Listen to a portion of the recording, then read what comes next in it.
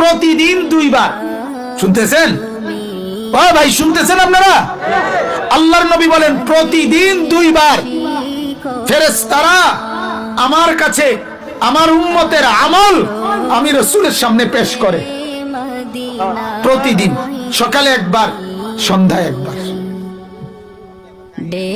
সন্ধ্যায় যদি ফেরেশতা এসে আল্লাহর নবীর সামনে পেশ করে বলে, ইয়া রাসূলুল্লাহ, আপনার উম্মতের আনিসুর রহমান আজকের সারা দিনে একটা সেজদা করে নাই,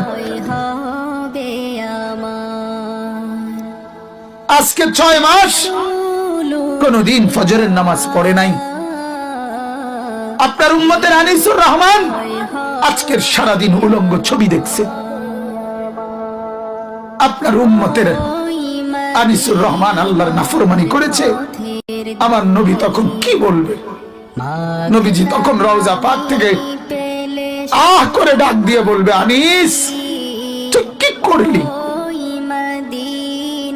তুই আমার 23 বছর এভাবে বৃথা করে দিলি, আমার তায়েফের রক্ত এভাবে ছেড়ে দিলি, আমার দাম দাম শহীদ করা দিন এভাবে ত্যাগ করে দিলি। আল্লাহর নবী কবরের মধ্যে রওজার মধ্যে কি আফসোস করবে না? কথা বলেন না কেন?